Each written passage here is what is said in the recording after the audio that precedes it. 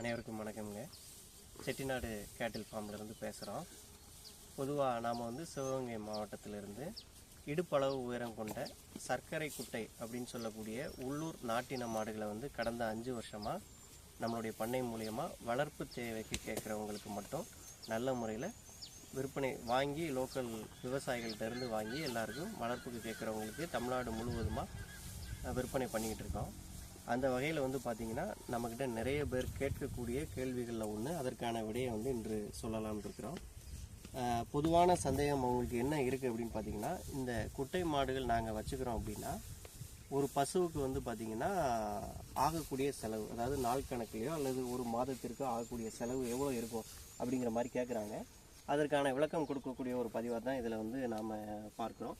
முக்கியமான விஷயம் என்னன்னு கேட்டிங்கன்னா, தீவன செலவு அல்லது தீவன மேலாண்மையை பொறுத்த வரைக்கும் நீங்கள் எந்த மாதிரியான சூழலில் வச்சு இந்த பசுக்களை நீங்கள் வளர்க்குறீங்க அப்படிங்கிறத பொறுத்து தான். இப்போ நீங்கள் கிராமப்புறங்களில் இருக்கிறீங்க, உங்களுக்கு முழுவதுமான மேய்ச்சல் வசதி இருக்குது அப்படின்னா கிட்டத்தட்ட இது ஒரு 0 மெயின்டெனன்ஸ் அப்படின்னே சொல்லலாம். என்னென்னு கேட்டிங்கன்னா, உங்களுக்கு மேய்ச்சல் இருக்கும்போது அங்கே அனைத்து வகையான புற்களையுமே அந்த பசுக்கள் கடிக்கும்போது ஒவ்வொரு புல்லுலேயும் ஒரு தனிமச்சத்து இருக்கிறதுனால அந்த பசுவுக்கு தேவையான அனைத்து ஊட்டச்சத்துக்களுமே அந்த புற்கள் மூலியமாகவே வந்துடும்.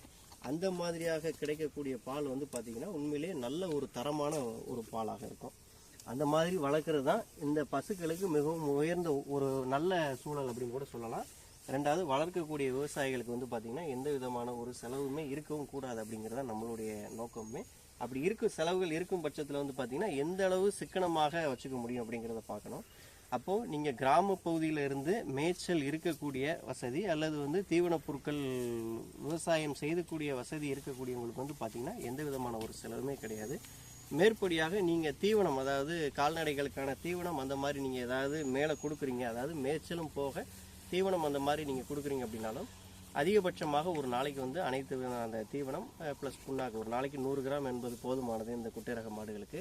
அந்த வகையில் நீங்கள் பார்க்கும்போது பார்த்திங்கன்னா ஒரு நாளைக்கு அதிகபட்சமாக ஒரு 45 ரூபாயிலிருந்து 50 ரூபாய் இருக்குது. அப்போ ஒரு மாதத்துக்கு பார்த்திங்கன்னா 1500 ரூபாய், அவ்வளோதான். அதுக்கு மேலே கிராமப்புறங்களில் இருக்கக்கூடியவங்களுக்கு இருக்காது. அதே நீங்கள் முழுக்க மிகச்சிறிய இடவசதி இருக்குது, எனக்கு மாடுகளை அவிழ்த்து கூட்டிகிட்டு போகிறதுக்கோ அல்லது தீவன பொருட்களோ அந்த மாதிரி எதுவுமே எங்ககிட்ட வசதி இல்லை அப்படின்னு சொல்லக்கூடியவங்களுக்கு பார்த்திங்கன்னா வைக்கோல் கட்டுகள் இதுக்கு சிறந்த தீர்வாக இருக்கும். அதிகபட்ச விலையாக தமிழ்நாடு முழுவதுமே பார்த்திங்கன்னா அதிகபட்ச விலை ஒரு கட்டினுடைய விலை பார்த்திங்கன்னா ஒரு 300 ரூபாய் வச்சுக்கிட்டோம் அப்படின்னாலும் ஒரு கட்டு வைக்கோல் இந்த மாதிரியான பசுக்களுக்கு சரியாக ஒரு வாரத்துக்கு கட்டாயம், அதாவது 8 நாளுக்கு வரும். நம்ம குறைந்தபட்சம் ஒரு 7 நாள், அதாவது ஒரு வார கணக்கு வச்சுக்கிட்டோம் அப்படின்னாலும் ஒரு நாள் கணக்கு பார்த்திங்கன்னா தோராயமாக ஒரு 50லேருந்து ஒரு 55 ரூபா வருது. அப்போது அது போக நீங்கள் தீவனம் கொடுக்கக்கூடியது பார்த்திங்கன்னா ஒரு 40லேருந்து 45 இல்லை அதிகபட்சம் 50 ரூபாய், அதாவது கோதுமை தவிடு, நெல் தவிடு ஒரு 100 கிராம் ஏதோ ஒரு வகையான ஒரு புண்ணாக்கு, கடலை புண்ணாக்கு, எள்ளு புண்ணாக்கு, அது போல் ஒரு புண்ணாக்கு அந்த மாதிரி நீங்கள் கொடுக்குறீங்கன்னா அது ஒரு 50-55 ரூபா வச்சுக்கிட்டோம்னாலும் ஒரு நாளைக்கு ஒரு செலவு பார்த்திங்கன்னா ஒரு 100லேருந்து 110 ரூபா தான் இருக்கும். அதன்படி ஒரு மாத கணக்கு பார்த்திங்கன்னா ஒரு 3000லேருந்து ஒரு 3500 ரூபா, அதாவது 3000 என்பதே போதுமானது. இது முழுக்க நகர் பகுதிகளில் சிறிய இடவசதி வைத்துக்கொண்டு எந்த விதமான மேய்ச்சலோ அல்லது தீவன பொருட்களோ செய்ய முடியாதவங்களுக்கு பார்த்திங்கன்னா இந்த செலவு இருக்கும். இவ்வளோ தான் இருக்கும். இதுக்கு மேலே இந்த பசுக்களுக்கு வளர்ப்பதற்கு நீங்கள் பெரிய பணம் இதுக்கு மேலே தேவைப்படாது. அதிகபட்ச செலவாக பார்த்திங்கன்னா ஒரு 3000 என்பது இந்த பசுக்களுக்கு போதுமானது. அதுக்கப்புறமா பார்த்திங்கன்னா நீங்கள் ஆண்டுக்கு ஒரு 6லேருந்து 8 மாதம் இவற்றிலிருந்து பால் எடுத்துக்கொள்ள முடியும். இதுலேருந்து இப்போ நம்ம இவ்வளோ செலவு பண்ணுறோம், இதுலேருந்து ரிட்டர்ன் அப்படி என்ன வருது அப்படிங்கிறதையும் நம்ம பேசணும் இல்லையா? அப்படி பார்த்தீங்கன்னா பார்த்திங்கன்னா ஒரு நாளைக்கு கன்றுக்கு போக கட்டாயம் குறைந்தபட்சம் நம்ம சொல்லக்கூடியது 6லேருந்து 8 மாத காலத்திற்கு பார்த்திங்கன்னா நீங்கள் ஒரு நாளைக்கு 2 லிட்டருக்கு குறையாத அளவு கன்றுக்கு போக நீங்கள் இதிலேருந்து பால் எடுத்துக்கலாம். இப்போ நகர்ப்புறங்கள்லாம் பார்த்திங்கன்னா 1 லிட்டர் பால் 100-120 ரூபாய் அந்த மாதிரி விற்கப்படுது. ஒரு நாளைக்கு இந்த பசுலேருந்து நமக்கு கிடைக்கக்கூடியது 2 லிட்டர் அப்படின்னு வச்சுக்கிட்டாலும் ஒரு 200லேருந்து 240 ரூபாய்க்கான பால் இந்த பசுக்கள் நமக்கு கொடுத்துருது. அதுக்கு அடுத்தபடியாக ஆண்டுக்கு ஒரு முறை, அதாவது நீங்கள் 2வது 3வது மாதத்துலேயே இதுக்கு சினை பருவம் நீங்கள் காலை அல்லது ஊசி சேர்த்திங்க அப்படின்னா வருடத்திற்கு ஒரு கன்றுக்குட்டி என்பது கட்டாயமாக உங்களுக்கு கிடைக்கும். ஒரு கன்றுக்குட்டியினுடைய விலை சராசரியாக ஒரு வருடம் ஆகிற கன்று, அது காலை கன்றோ கிடையிற கன்றோ எதுவாக இருந்தாலும் நீங்கள் சந்தை மதிப்புன்னு பார்த்தீங்கன்னாலும் ஒரு 10,000லேருந்து 12,000 ரூபாய்க்கு குறையாமல் விற்க முடியும். ஒரு நாளைக்கு 200 குறைந்தபட்ச பால் 200 ரூபாய்க்கு மதிப்பு வச்சுக்கிட்டாலும் ஒரு மாதத்துக்கு 6000 ரூபாய்க்கான பாலை கொடுக்குது. ஒரு ஆண்டுக்கு ஒரு கன்றுக்குட்டியை கொடுக்குது. அது மூலயமா அதை சராசரி பண்ணும்போது ஒரு 10,000 ரூபா 12,000 ரூபா சராசரி பண்ணும்போது அது ஒரு மாதம் 1000 ரூபா. அப்போ பார்த்தீங்கன்னா பால் ப்ளஸ் கன்றுக்குட்டி இரண்டினுடைய மூலியமாக இது தரக்கூடிய வருமானம் பார்த்தீங்கன்னா தோராயமாக ஒரு மாதத்திற்கு வந்து 7,000 ரூபாய் வருமானம் தருது. அதிகபட்ச செலவாக கிராமப்புறங்களிலே வளர்க்கக்கூடியவங்களுக்கு வந்து பார்த்திங்கன்னா 3000லேருந்து 3500 ரூபா செலவு வருது. அப்போ ஒரு பசு வந்து கன்றுக்குட்டி மூலியமாகவும் பால் மூலியமாகவும் நிகர லாபமாக நமக்கு கிடைக்க விடுவது வந்து பார்த்திங்கன்னா ஒரு மாதத்திற்கு 3500 ரூபா, ஒரு ஆண்டுக்கு வந்து 36,000 ரூபா கிட்ட வரும். இது வந்து நமக்கு கிடைக்கக்கூடிய வருமானம்னே வச்சுக்கலாம். இது போக நீங்கள் செய்ய வேண்டிய செலவுகள் என்னென்னு பார்த்தீங்கன்னா, இது சினை பருவத்திற்கு வரும்போது காலை அல்லது ஊசி சேர்க்கக்கூடிய செலவு இருக்கும். மருத்துவ செலவுன்னு எடுத்துக்கிட்டிங்கன்னா அதிகபட்சமாக இவங்களுக்கு வந்து பெரும்பாலும் எந்த விதமான நோயுமே வர்றது கிடையாது.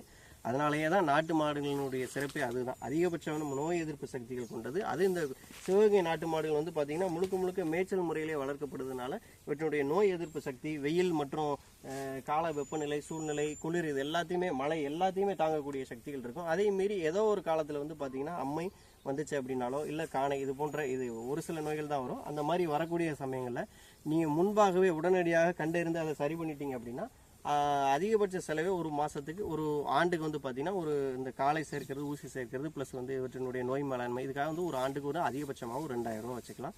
அதுக்கு மேலே ஒன்றும் பெரிய செலவுகள் வராது. முடிந்த அளவு வந்து பார்த்திங்கன்னா கிராம பகுதிகளில் இருக்கிறவங்க இந்த மாதிரி குட்டையான மாடுகள், நாட்டு குட்டை மாடுகளை தேர்ந்தெடுத்து வாங்க. ஏன்னா எந்த செலவுமே இருக்காது. ஆண்டுக்கு ஒரு கன்றுக்குட்டியும் பிறக்கும்.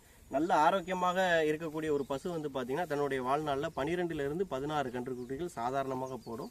ஆரோக்கியமாக நம்ம வச்சுக்கிறதையும் பொறுத்து இருக்குது. கட்டாயமாக வந்து பார்த்திங்கன்னா கிராமப்புறங்களில் இருக்கிறவங்களுக்கு எந்த விதமான செலவுமே இல்லாமல் இந்த மாடுகளை நீங்கள் வச்சுக்கலாம். இது போக விவசாயிகள் வந்து கட்டாயம் இந்த மாடுகளை தேர்ந்தெடுங்க.